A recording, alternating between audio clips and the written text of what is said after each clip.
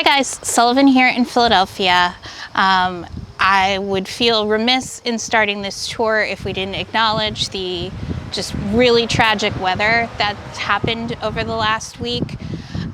Philly has had record flooding. New York, New Jersey's had tornadoes. There were tornadoes near here. We fortunately only had to deal with some water in the basement, which we've had before, but definitely disaster relief agencies could use support if you're looking for a place to make donations. And then I'm a big believer in always supporting your local food bank. Now let's jump into the tour. It's been since April since we did a tour, and that's not for the lack of pretty things to look at. What happened to me personally was that towards the middle to end of May, as people started to get vaccines and get back to work and things like that, and it looked like my jobs that had been postponed were going to be able to go forward.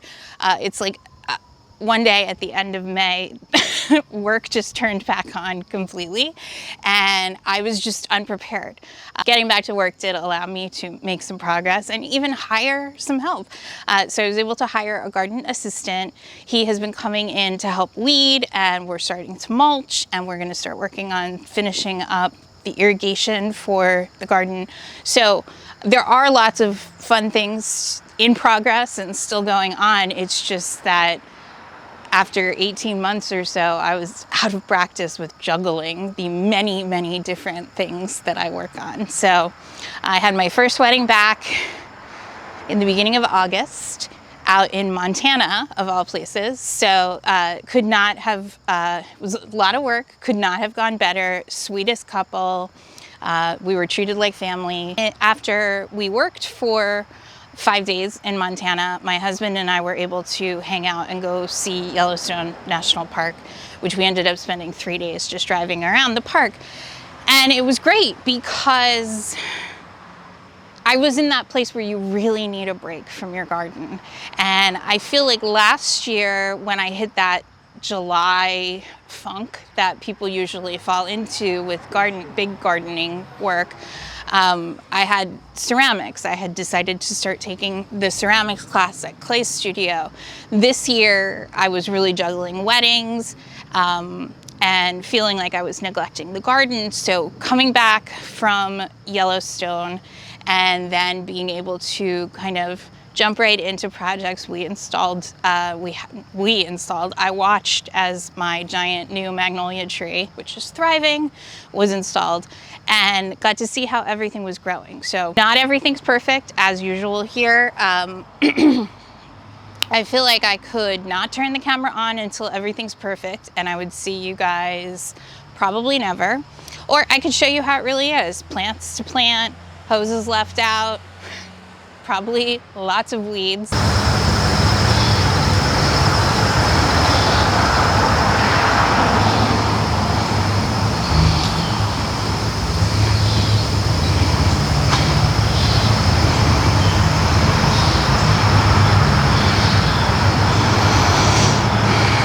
So up here, all we've really been trying to do, and when I say we, I mean me and my garden assistant, just trying to get this weeded, cleaning out old annuals, letting the perennials grow, and I have lots of room, which was exciting to see. It's been pretty successful removing the grass. I think I had mentioned in my April tour that there didn't really seem to be any point in maintaining a grass border here. Not all of the heuchera or heucherella in the heuchera tapestry survived the weed takeover, but there's enough still here that I think you guys can see the overall vision. And yeah, I can't bring myself to cut this rose back, which really needs it because it's flopping in the wrong direction. But in the fall, I'll be giving that a hard chop so that in the spring next year, it can grow towards the fence. But just trying to kind of keep up. I think In the next week or two, I will start refreshing the planters for fall. I haven't really had to change anything out from, the only thing I think I swapped was after the anemones were spent in here, I added this salvia. But these heuchera really do give you a sense of the color palette here. So lots of room to keep adding plants, though I'm trying to limit new plants to just small fall planted perennials. I'm not trying to add too much at this point. So it's been an ongoing effort to sort of smother. I've experimented with about 12 different types of organic weed killer. I'll put down the 2 that have worked, though I should say when you use an organic weed killer, they do not get the roots. So basically, I've been spraying and experimenting, and then at some point this will have to get covered with cardboard. But eventually all of this will be planted as flower beds. This side of the house to the fence, this area is not on the irrigation system, and the plants reflect the difference in growth. If you watched the shrub planting video, then this area might look familiar to you.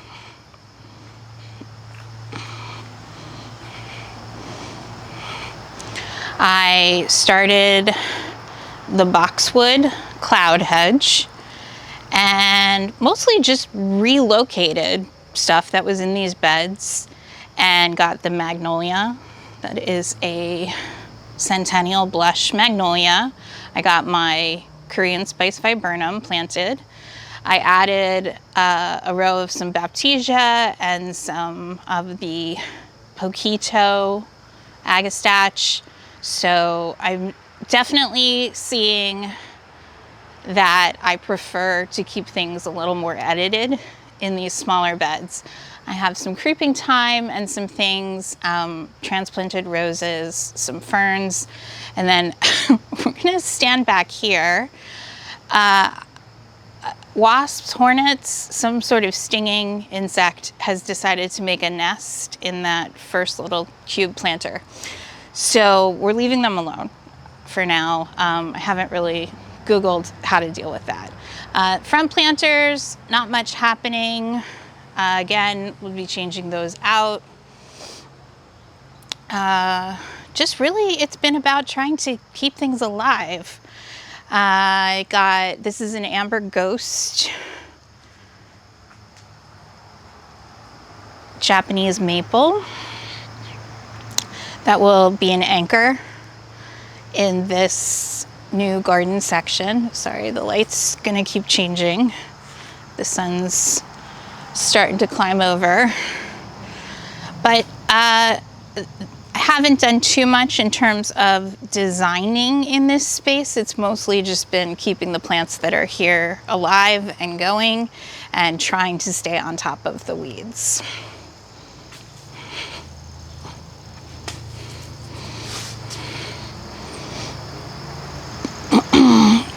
Some things have really thrived in the planters. Some have not enjoyed things. The weeds are so aggressive, they found their way into one of my pots.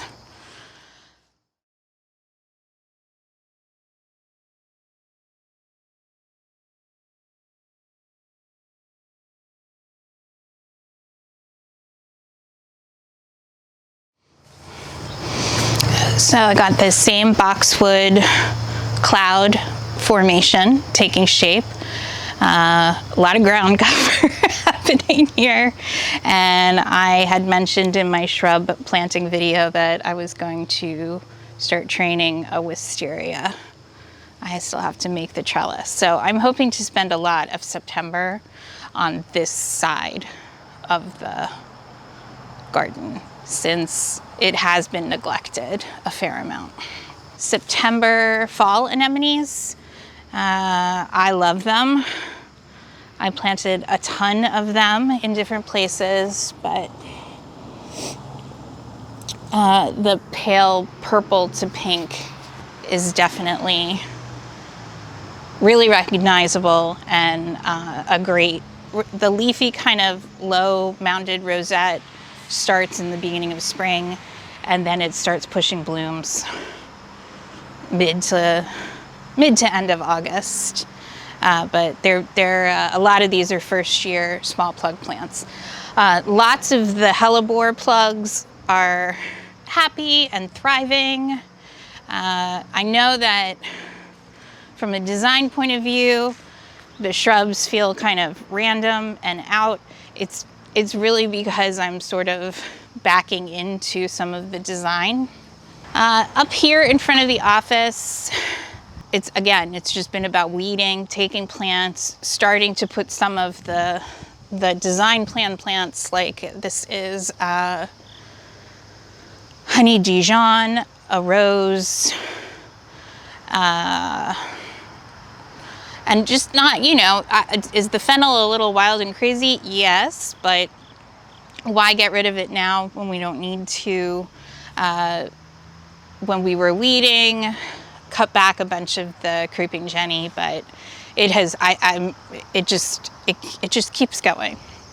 It's aptly named. But many of these are the plants from the original planting. It looks like these are not on irrigation, and when we went away, they kind of suffered. But I don't have too much to refresh in the planters, which is nice. And Super Tunia honey, still kicking. So up here, I've mentioned a few times that the sun is changing as the pine tree grows, and well, the pine tree really needed to recover. We did a bunch of work to kind of save it. So I will be working on pulling out any of the plants in this garden that don't thrive in part sun conditions. But as you can see, there are many things that are doing just fine in here. I will probably wait until next spring to start working on that. A lot of the gardens that were in place going into the renovations, I've sort of just left alone and tried to just keep on top of the weeds.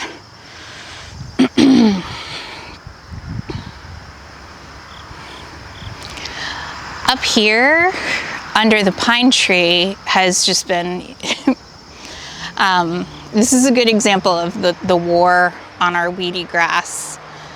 This is maybe the one area that I didn't get to. And that's because most of the garden is pretty weed free. And so you guys will have to tell me if that's something that happens. But when you have a successful area, I guess I don't give this area as much attention because it's not under the same amount of weed pressure, because you can see how kind of, I've been struggling to find the right word for this style, but richly planted sounds nice to me. Thickly planted, that works also. A hydrangea that I relocated last year from the back patio area. It's clearly in recovery mode, but it should be fine. It's time to cut back iris foliage. The one plant in here that has like just gone insane this year is this pagoda dogwood. I've read that they really respond to a lot of water, and besides being on irrigation, we have had a whole lot of rain this year, and it's shot up probably close to 2 feet. But this area has been making me really happy because I feel like it's one of the areas where, because it's almost full shade to sun, I focused a lot on foliage. There are flowering plants in here, but a lot of it is about just kind of playing with as many foliage textures and colors as we can. So you'll see lots of Brennera, more, this is Honorine Jobert, which is a white autumn anemone, just getting ready to bloom. That is an older plant. It's a little tall. I'll probably do some shuffling in the late fall and kind of tuck it behind these epimediums. That's Sun King Aurelia. In the back, I have tucked some of that Persicaria Red Dragon that has been so successful out front. Just really kind of playing with shade to part sun loving things. Just really kind of having fun up here. And this is one of the areas when I was looking for the before footage, I was like, oh wow, last year this didn't exist. This is one of the beds that I planted entirely in the fall.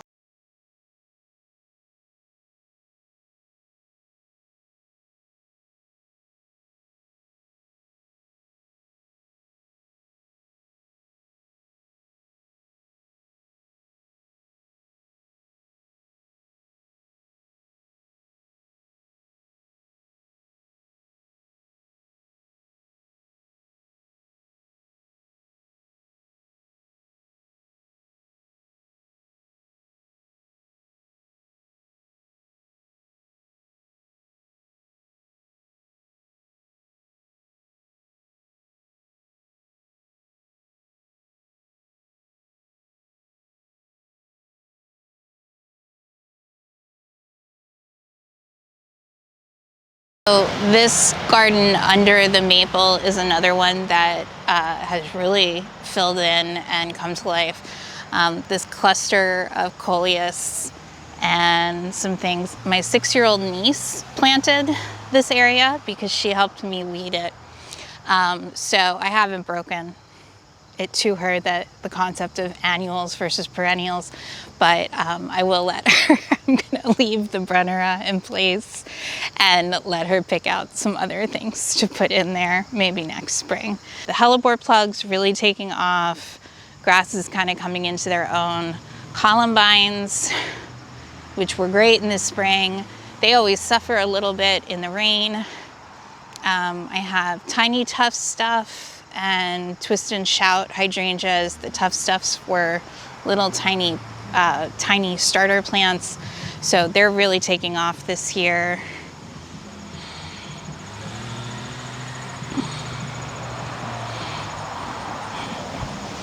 It's probably time to relocate some of the sajuga.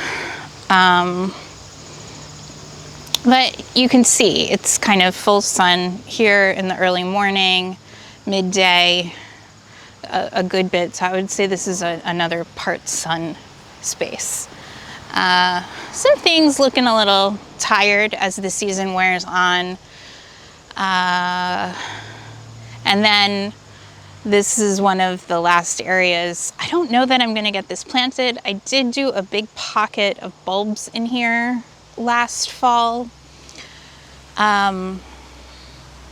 I've just sort of been neglecting this area because I still haven't figured out what to do about the grass or the steps to the back of my office.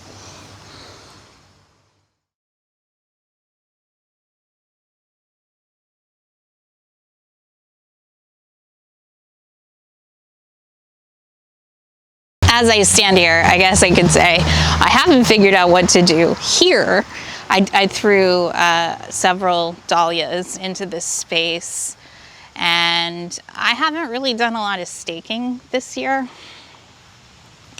I would like to say it was an experiment, but really it was just born out of lack of time.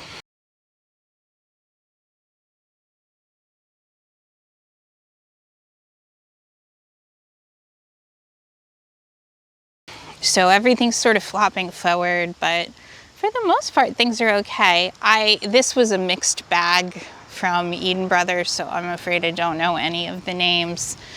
Platinum Blonde, definite pretty one. This is a really pretty white. I'm not gonna dig in there right now, but it looks a lot better than whatever this one is. So that's probably a keeper.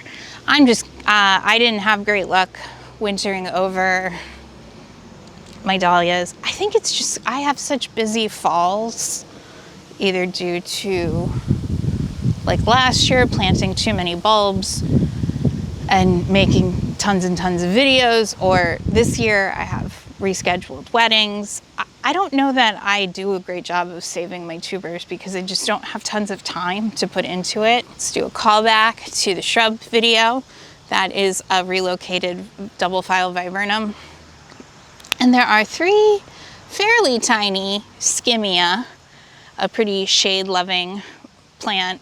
I got 1 male and 2 females that, if you want berries on it, you have got to make sure that you have a male and a female. So those should eventually kind of fill in the space between the window, the lower basement window, and just below. It's a living room window. And then this is now on irrigation, but a lot of the plants up here have struggled. I'm hoping that next season is a better year for the peonies and roses that are in here. There's a definite fair amount of weed pressure in this bed, but it's been planted with lots of compost, and we use really nice triple shredded hardwood mulch. So hopefully after a winter's rest, everything back here will kind of take off. I want to say, besides the iris, this coreopsis is maybe the only other perennial in here. And I just noticed this when I was walking around, that this is anemone foliage. I didn't pull any of the anemone corms. I just kind of left everything in place. So we'll see. This is one of the bigger transformations of the summer.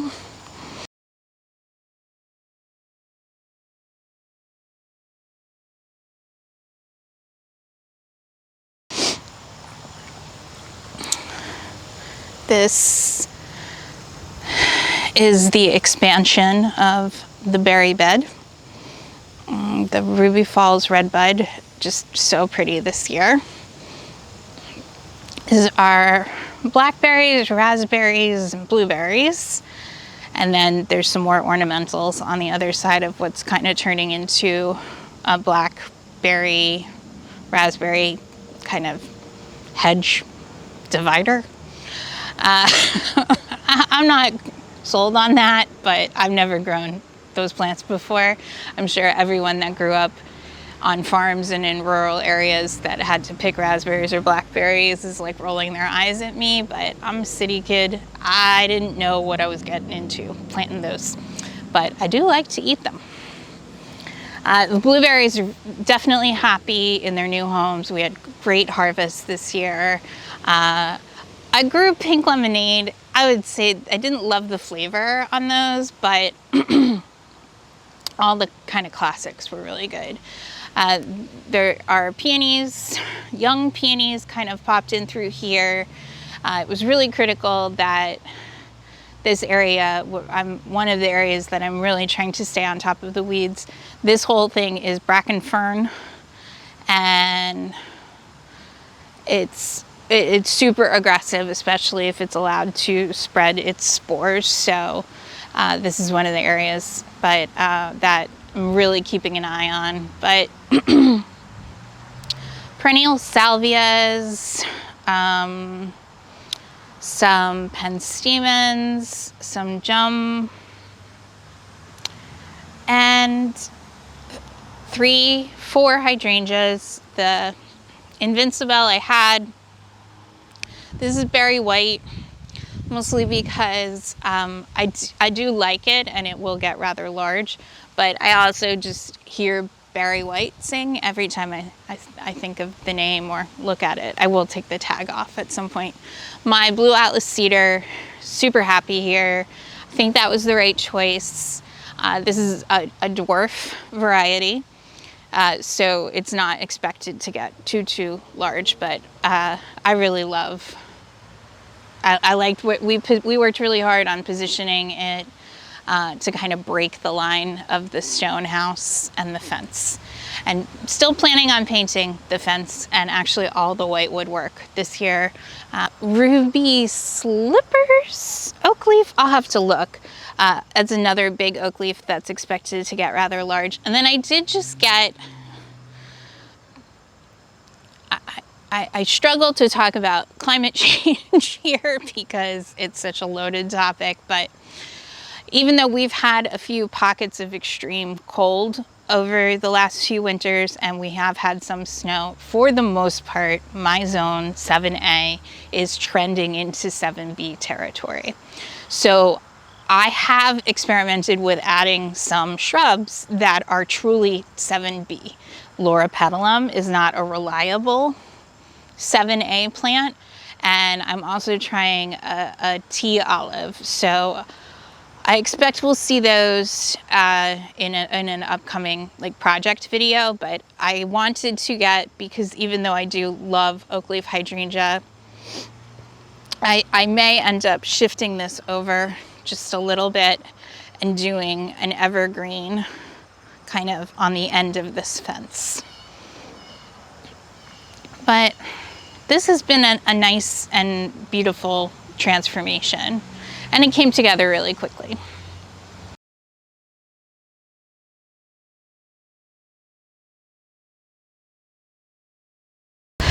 I'm not going to go so far as to quote Cher from Clueless and say my garden is a full-on Monet, meaning from far away it looks beautiful and up close it's a big old mess. But I think now I have, at least I can see the color stories and the kind of layers emerging.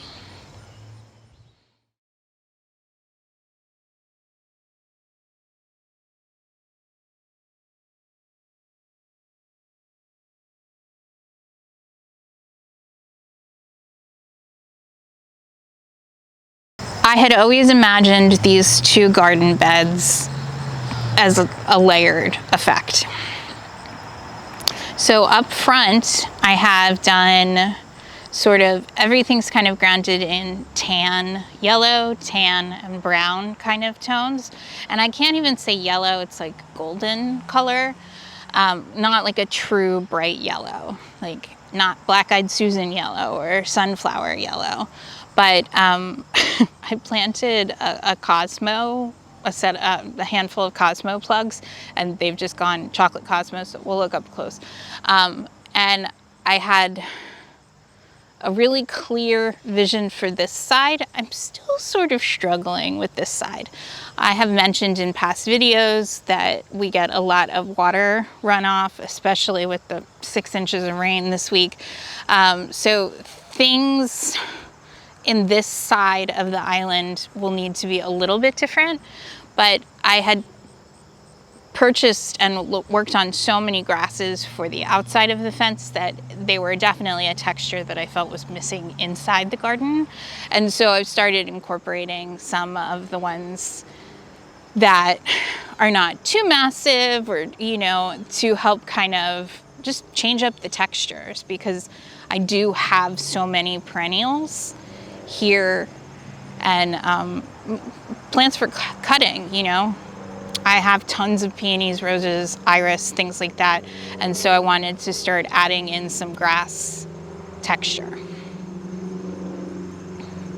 And then the hyacinth beans self-sowed themselves from last year. So since the roses for the arbors are so young, I decided to let the hyacinth bean go. And it's doing its usual thing. And I have not edged any of the beds, but I have been working on mulching, and this, inside the stepping stones sort of gives you a peek at what happens with just a week or two of neglect. So the weeds definitely want back. So it's getting to be the time of year to cut back peony foliage, which I tend to leave up as long as possible because it's helpful to ID the plants for weeding and mulching and things like that. I have some mums this year from King's Mums that I have just gotten into the ground, and they're fairly leggy. I had such a busy July and August that I was sort of neglecting the nursery plants, the young plants that I was keeping. These are all Cafe au lait dahlias that I got as cutting, as little starter plugs. So if the weather holds, I should have so many. They'll be coming out of my ears for September and October. Oh, you know what we should do? So one of the things that when I was reviewing footage, I seem to stand in this spot and talk about my plans. And I think it's starting to come together. I have, last year I had relocated this dappled willow, and I'm just trying to work on creating this kind of air of mystery. I think that after I refine the edges of the island bed, I can refine the edge of this front maple garden and make this kind of feel like an intersection of paths.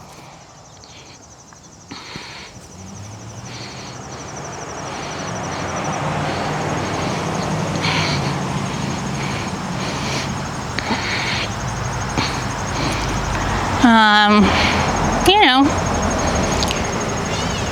dahlias kind of doing their own thing.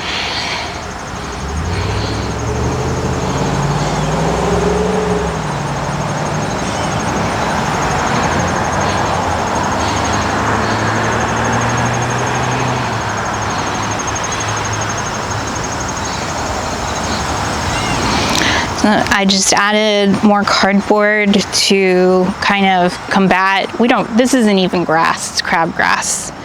It will take over in an instant.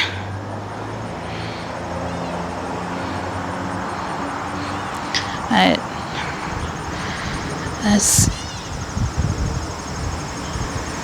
rose has just loved its new home.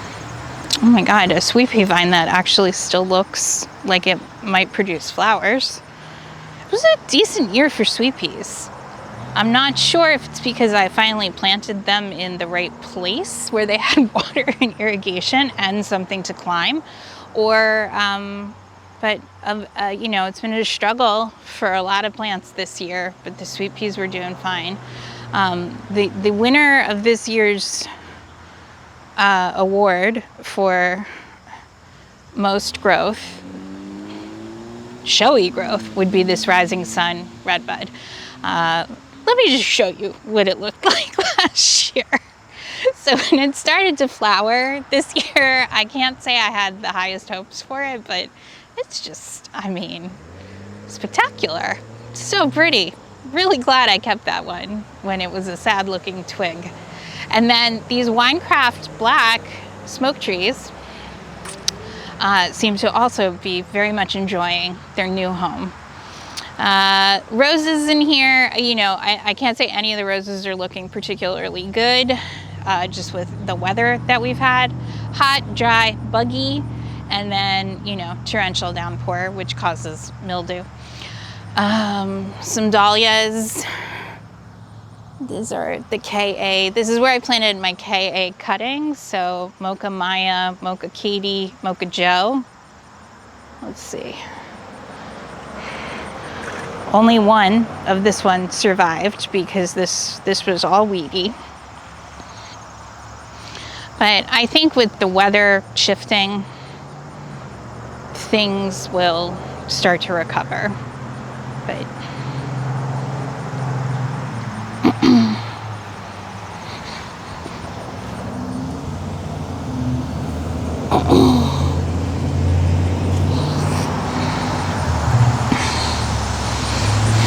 my first year David Austins, definitely more flowery than I thought they would be, but not climbing much.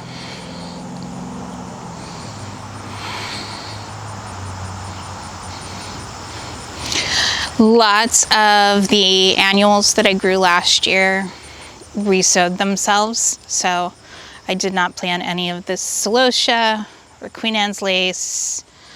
I did plant these cosmos, and I'm just going to go ahead and say it, no more cosmos as a bedding plant for me. This is not. This is. I'm a messy style person. This is too messy for me, and I don't love them as a cut flower. I'm sorry. I think that they've been pushed so hard because they're just easy to grow. This is, to me, this is not a look of a good bedding plant. Some grasses, Calacanthus, the amaranth self-sowed, Ms. Magnolia. Still working on finessing, adding some stuff into this area.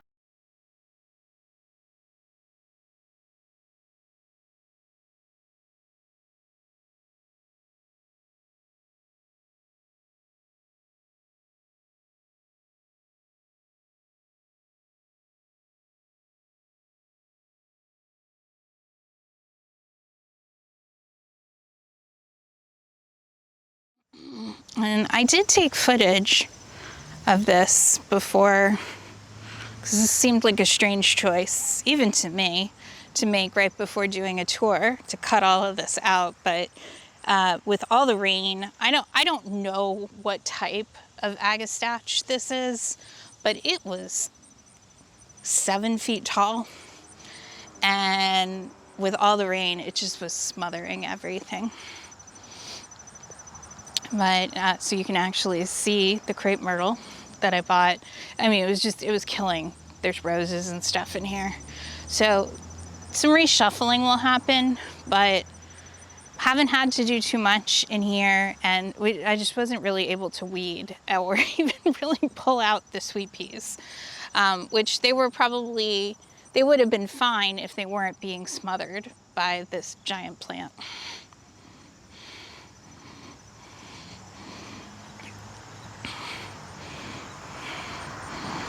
So like a much bigger version of that.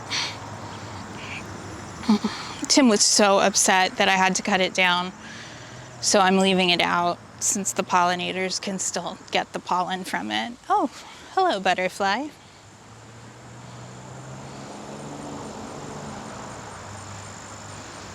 Way to hang in there with that wind. Not too much happening in here. This is an area that was just kind of open, so I put some of the lavender dahlias in here, some lavender scabiosas that desperately need to be cut back. And I did grow Lysianthus, again, trying it as a bedding plant. It did great. I had tons and tons of flowers, and you can cut it back and get a second set of blooms.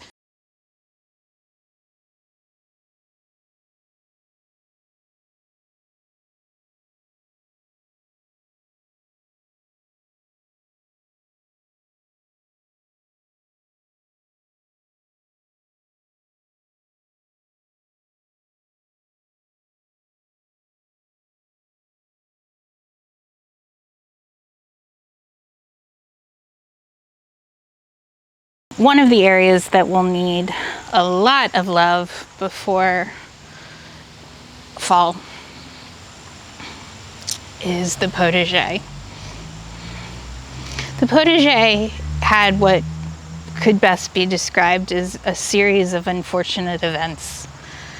We had a horrendous windstorm in the early spring that took out the arched urn entrance. Then the maple tree that we fought so hard to save was split in the same windstorm. It was cracked at the top and had to come out. Then after the stump grinding happened, we just left the pile of wood chips in the center. And then life got in the way. And the weeds have just taken over. I mean, I've been getting tons of tomatoes out that I can actually reach. I haven't even been able to clean out the carrots and beets. I got my first 2 watermelons this year. There's peppers. So I'm learning about growing food, but this area, it just needed more attention than anyone had for it this year. And this is the area that I have always intended to have some sort of shed greenhouse structure. So I think I'll get it weeded and cleaned up, but I don't know that too much design is going to happen. But yeah, the weeds really want back into this property for sure.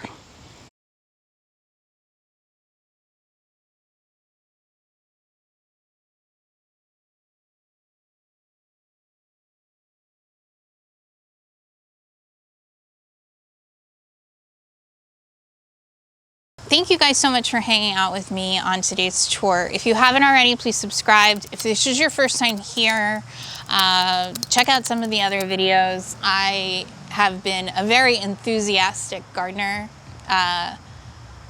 pre-COVID, having to shut down my business during COVID because I work on large events.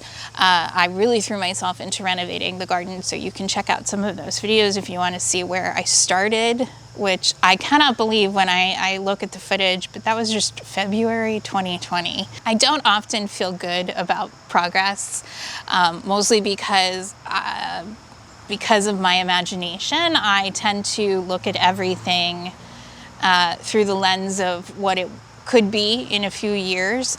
And so actually making these videos has been very good for me in terms of motivation to keep going, and also to take a minute and acknowledge how much work I've already put in and how much progress has been made towards that greater vision. That is something I would not have anticipated when I decided to start my YouTube channel almost 3 years ago. So if this is your first time here, I hope you'll subscribe and stick around. Thank you guys who have subscribed for watching. Please share the video with a flower-loving friend or gardening-loving friend, or just anyone who wants to see a garden tour, since we haven't been able to go do too many real-life garden tours. And I will see you guys again soon.